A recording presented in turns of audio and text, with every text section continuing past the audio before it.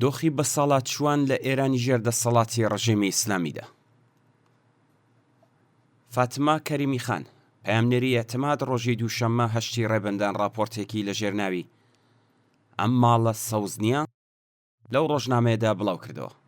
ناوبراو لە سەرەتای راپۆرتەکەیدا دەنووسێت زۆربەی گفتوگۆکان سەبارەت بە ماڵی چۆڵن، دایک و باوکە تەنیاکان، کۆتایی تەمەنی مام ناوەندی و سەرەتای پیری و بە ساڵاچوون بەبێ چاودێری منداڵان، گۆچانە ونبووەکانی دەست سەربەخۆ جێهێڵراون. ماوەیەک پێشتریش ڕۆژنامەی هەممەی هەند چاپیتاران راپۆرتێکی دڵتەزێنی سەبارەت بە دۆخی ئێستای بە ساڵاچوان لە ئێران بڵاو کردەوە. راپۆرتەکە لە سەرەتادا ئاماژە بە دیاردەیەکی هەژێنەر دەکات کە پێی دەوترێت بە ساڵاچوانی سەرڕێگە. ئەوان ئەو پیرێژن و پیرە پیاوانن کە وەک منداڵانی سەرڕێگاوان کە لەسەر شەقامەکان جێهێڵدراون. لە بەشێک لە راپۆرتەکەدا هاتووە لە ساڵی 1402دا تەنیا لە شاری تاران نزیکەی 8500 کەسی بە ساڵاچوو لەلایەن تیمەکانی شارەوانیەوە ناسراون. هەممەی هەند لەم بارەوە دەنووسێت بە ساڵاچوانی جێهێڵدراو بەواتای ئەو ئینسانە بێناو و نیشانانن کە هیچ سەرپەرشتیارێکیان نییە. بەشێک لەو بە ساڵاچوانە بەهۆی نەخۆشی لە بیرچوونەوە یان ئالزایمێرەوە لەسەر شەقامەکان ون دەبن و بنەماڵەکانیان ناتوانن بیاندۆزنەوە. بەڵام گروپێکی گرنگتریان ئەوانن کە بنەماڵەکانیان بەهۆی هەژاری دارایی، گرفتی بژێوی ژیان، نەبوونی شوێنی نیشتەجێبوونی گونجاو یان توشبوونی کەسە بە ساڵاچووەکە بە نەخۆشیەکی بۆ ماوەیی و پێویستی بە چاودێری تایبەت ناتوانن چاودێریان بکەن.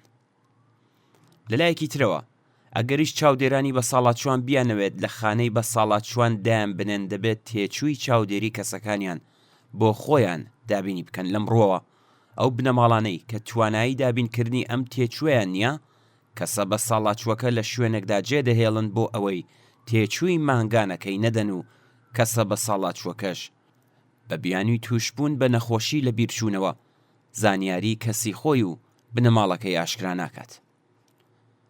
پەیامنێری ڕۆژنامەکە لە کۆتاییدا دەنووسێت لە کاتی ئامادەکردنی ئەم راپۆرتە مەئمورانی ئەمنیەتی هێرشیان کردوتە سەری و بە زۆر وێنە و ڤیدیۆکانیان لە کامێراکەی سڕیوەتەوە و هەڕەشان لێ کردووە کە ئەگەر ئامارێک لەم بابەتەوە بڵاو بکاتەوە بەرە ڕووی دادگا دەکرێتەوە. واقعیەت ئەوەیە کە سەردەمی پیری و بە ساڵاچوون لە ئێرانی ژێردەسەڵاتی کۆماری ئیسلامیدا گەلێک دژوارە.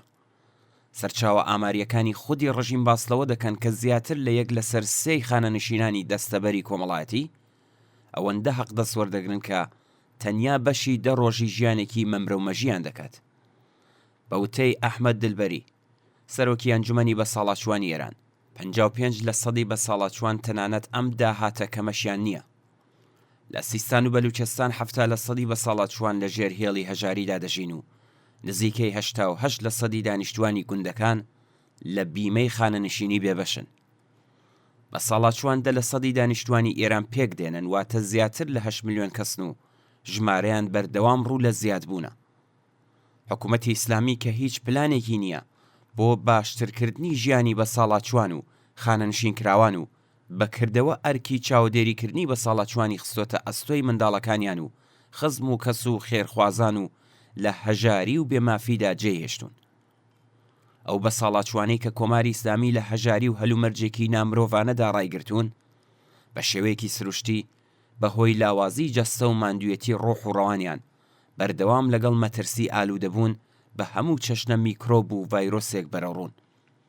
هەروەک لە کاتی بڵاوبوونەوەی ڤایرۆسی کۆرۆنادا بینیمان چەند سەد هەزار کەس لەم بە ساڵاچوانە گیانیان لەدەستە.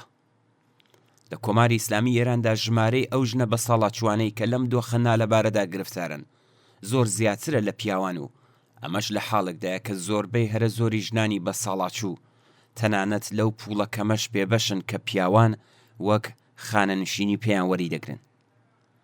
شێوازی هەڵسوکەوت لەگەڵ بە ساڵاچوان، منداڵان، ژنان و کەمەندامان لە هەر کۆمەڵگایەکدا یەکێکە لە پێوەرە سەرەکیەکانی ڕادەی مرۆڤ دۆستی و دیموکراتیکی بوونی ئەو سیستمە سیاسیە و پێوەرێکی گرنگی مافی مرۆڤ لەو کۆمەڵگایەدا. دەوڵەتی ئیسلامی لە هەڵسوکەوتکردن لەگەڵ هەموو ئەو توێژە کۆمەڵایەتیانە یەکێکە لە گەندەڵترین و کۆنەپەرستترین سیستمە سیاسیەکانی جیهان.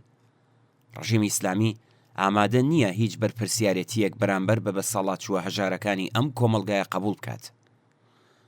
بە گلدانەوەی بەشێکی کەم لەو داراییە زۆر و زەوەندەی کە لە پێناو میلیتاریزم و سەرکوتی جەماوەر و تێرۆر و دەستێوەردانی کۆنەپەرستانە لە دەرەوەی سنوورەکان خەرج دەکرێت، دەکرێت ژیانێکی ئینسانی بۆ بەساڵاتچووان دابین بکرێت، بابەتێکی کە دەبێت یەکێک بێت لە ئەولەویەتەکانی ئەو حکوومەتەی کە لە ئاکامی ڕووخانی شۆڕشگێڕانەی کۆماری ئیسلامیدا دادەمەزرێت.